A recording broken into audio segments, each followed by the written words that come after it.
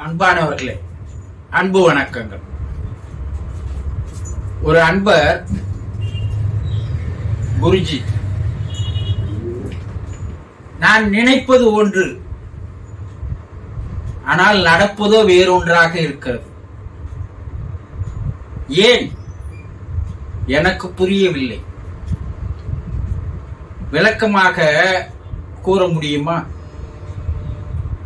என்று ஒரு கேள்வி கேட்டிருக்கிறார். வாழ்க்கையில் நாம் எல்லோரும் ஏதாவது ஒன்றை நினைத்துக் கொண்டுதான் இருக்கிறோம். இதை சாதிக்க வேண்டும், அதை சாதிக்க வேண்டும், இவ்வளவு சம்பாதிக்க வேண்டும், இந்த வேலை கிடைக்க வேண்டும், இந்த பெண் நமக்கு அமைய வேண்டும், வண்டி வாங்க வேண்டும், வீடு கட்ட வேண்டும் என்று பல்வேறு நினைப்புகள் நமக்கு இருந்து கொண்டுதான் இருக்கிறது, இல்லையா? நினைக்காதவர்கள் யாரும் கிடையாது. ஆனால் நீங்கள் நினைப்பது எல்லாம் நடந்து விடுகிறதா என்றால் அதுதான் இல்லை. கண்ணதாசன் பாடல் ஒன்று அருமையாக வரும். நினைப்பதெல்லாம் நடந்து விட்டால் உலகில் வேறு எதுவும் இல்லை. நினைத்ததையே நடந்ததையே நினைத்திருந்தால் அமைதி என்றும் இல்லை. இப்ப நினைக்கின்ற எல்லாமே நடந்து விடுமா என்றால் நிச்சயமாக நடக்கும். ஆனால் நீங்கள் நினைக்கின்ற அந்த நினைப்பு, அந்த எண்ணம், அந்த சிந்தனை வலுவாக, ஆழமாக, உறுதியாக எப்போது இருக்கிறதோ அப்போதுதான் உங்களுடைய நினைப்பு நடக்கும். நீங்கள் ஒரு நாளைக்கு 1000 விதமான நினைப்புகளை நினைக்கிறீர்கள். ஒருவரை பார்க்கும்போது அவரை போலவே நான் பணக்காரராக வேண்டும். ஒருவர் கார் ஓட்டி செல்வதை பார்த்தால் அவரை போலவே நானும் கார் வாங்க வேண்டும். ஒருவர் உயர்ந்த பதவியில் இருப்பவரை பார்த்தால் அவரை போல நான் பதவிக்கு வர வேண்டும்.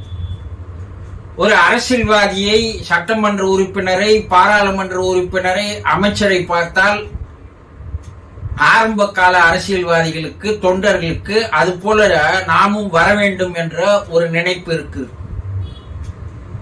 இப்படி நாம் பார்க்கின்ற எல்லா காட்சிகளையும் அதை நாம் நினைப்பாக எடுத்துக்கொள்கிறோம், இல்லையா?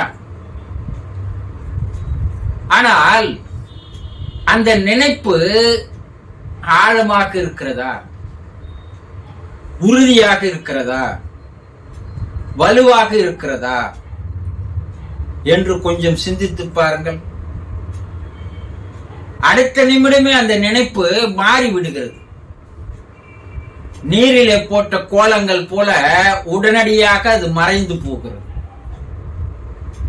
அப்போ அந்த நினைப்புகள் செயலுக்கு வராது, நடக்காது. அப்போ உங்களுடைய நினைப்பு எப்படி இருக்க வேண்டும்? கல்லிலே செதுக்கின்ற எழுத்துக்கள் போல உங்களுடைய நினைப்பு உங்களுடைய ஆழ் மனதிலே ஆழமாக பதிவு செய்ய வேண்டும். ஒரு நாளைக்கு அந்த நினைப்பை அமைதியான நேரத்தில் எந்தவித குறுக்கீடுகள் இல்லாத ஒரு இடத்தை தேர்ந்தெடுத்துக் கொண்டு அந்த இடத்தில் அமர்ந்து அந்த நினைப்பை பல முறை நீங்கள் நினைத்து பார்க்க வேண்டும். ஏன் அமைதியான ஒரு இடம்? சுற்றுப்புற சூழ்நிலைகள் உங்களை பாதிக்காத வண்ணம் ஒரு அமைதியான இடம் வேண்டும். அப்போதுதான் உங்களுடைய மனம் அமைதி நிலைக்கு வரும். அப்ப அமைதி நிலைக்கு எப்போது உங்கள் மனம் வருகிறதோ அப்போது ஆழ்மனம் விழித்துக் கொள்ளும். அப்போ உங்களுடைய நினைப்பு அந்த ஆழ் மனதிலே போய் பதிவாகும். ஆழ்மனதிலே பதிவான அந்த நினைப்பு, எண்ணம், சிந்தனையானது பிரபஞ்ச மனத்தோடு தொடர்பு கொள்கிறது.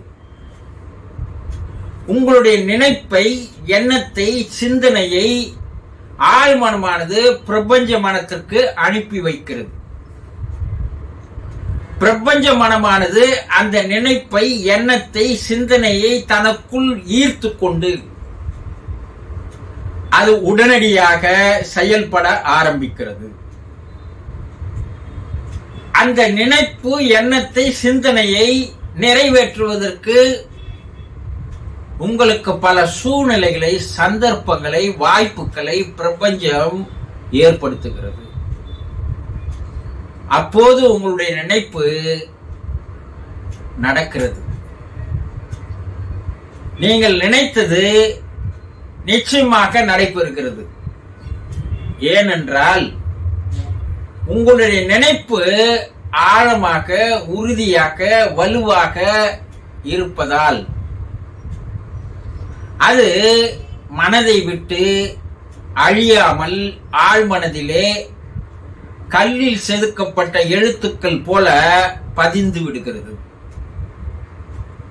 சிறு வயதிலே உங்களுக்கு ஏற்பட்ட ஒரு நிகழ்வு இப்போது கூட உங்களுடைய மனதிலே அப்படியே இருக்கலாம்.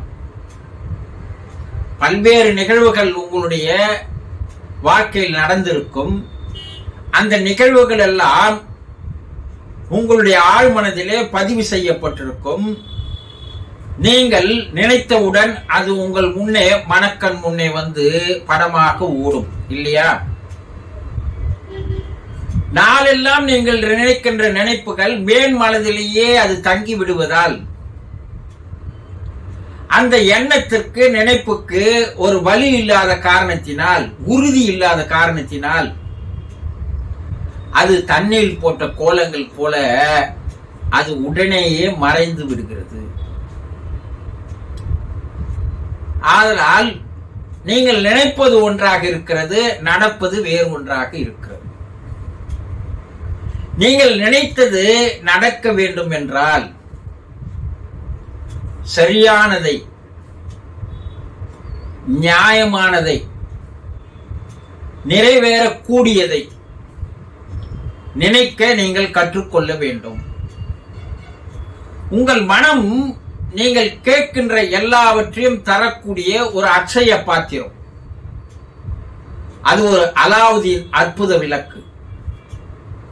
தேய்த்தால் பூதம் வந்து நிறைவேற்றி தருவதை போல உங்கள் மனம் நீங்கள் எதை நினைக்கிறீர்களோ, எதை எண்ணுகிறீர்களோ, எதை சிந்திக்கிறீர்களோ, எதை கற்பனை செய்கிறீர்களோ அதை நிறைவேற்றி தருகின்ற ஒரு ஏவலாளாக, வேலையாளாக தான் உங்கள் மனதை நீங்கள் மாற்ற வேண்டும். மனம் சொல்கிறபடி நீங்கள் நடந்தால் நீங்கள் நினைப்பது எதுவுமே நடக்காது. நீங்கள் சொல்கிறபடி மனம் எப்போது நடக்கிறதோ அப்போது நீங்கள் நினைப்பதெல்லாம் உடனேயே நிறைவேறும், நடக்கும். அப்போ மனதை கையாளுகின்ற அந்த திறமையை, மனதை உங்களுடைய கட்டுப்பாட்டுக்குள்ளே கொண்டு வருகின்ற வித்தையை நீங்கள் கற்றுக்கொள்ள வேண்டும்.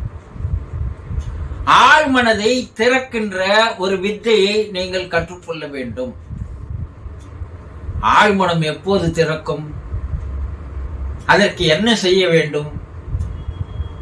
அமைதியான ஒரு இடத்தில், சத்தங்கள் கேட்காத ஒரு இடத்தில், நிசப்தமான ஒரு இடத்தில் நீங்கள் அமரும்போது உங்களுடைய மனமானது படிப்படியாக அதனுடைய செயல்களை, அதனுடைய நடவடிக்கைகளை குறைத்துக் கொண்டே வரும். அமைதியாக ஒரு 10 நிமிடம் நீங்கள் அமர்ந்தால் முதல் 5 நிமிடங்கள் உங்கள் மனமானது பல்வேறு நினைப்புகளை, எண்ணங்களை, சிந்தனைகளை வெளியேற்ற ஆரம்பிக்கும். அந்த மன ஓட்ட அலைகளானது மேலும் 5 நிமிடம் நீங்கள் அமைதியாக இருக்கும்போது அது படிப்படியாக தன்னுடைய வேகத்தை, தன்னுடைய செயலை, தன்னுடைய நடவடிக்கையை அது குறைத்துக் கொண்டே வரும். கடைசியில் அது மனமானது செயல்படாது போகின்ற ஒரு நிமிடமானது, ஒரு நேரமானது வரும். அப்போ உங்களுடைய ஆழ்மனம் திறந்து கொள்ளும். ஆழ்மனத்தில் அப்போது நீங்கள் போடுகின்ற நினைப்புகள், எண்ணங்கள், சிந்தனைகள் ஆழ்மனம் தனக்குள்ளே வாங்கி ஈர்த்து பதிவு செய்து வைத்துக் கொள்ளும். பதிவு செய்து வைத்துக் கொண்டவுடன் உடனடியாக அந்த எண்ணங்களை, சிந்தனைகளை, நினைப்புகளை பிரபஞ்ச மனத்திற்கு உடனடியாக அனுப்பிவிடும். பிரபஞ்ச மனம் அதை நிறைவேற்றி தரும். அப்ப நீங்கள் நினைக்கின்ற எண்ணம் சரியானதாக இருக்க வேண்டும், நிறைவேறக்கூடியதாக இருக்க வேண்டும். அந்த எண்ணத்தில் நீங்கள் வலுவாக, திணிவாக, உறுதியாக இருக்க வேண்டும். அதே எண்ணத்தை அடிக்கடி ஒரு நாளைக்கு 100 முறையாவது நினைத்து நினைத்து பார்த்து கொண்டே இருக்க வேண்டும். அப்போதுதான் அது ஆழ்மனதிலே மிக உறுதியாக பதிவாகும். அப்ப நீங்கள் நினைத்தது நடந்தே தீரும். புரிந்து கொண்டீர்களா? சந்தோஷம்.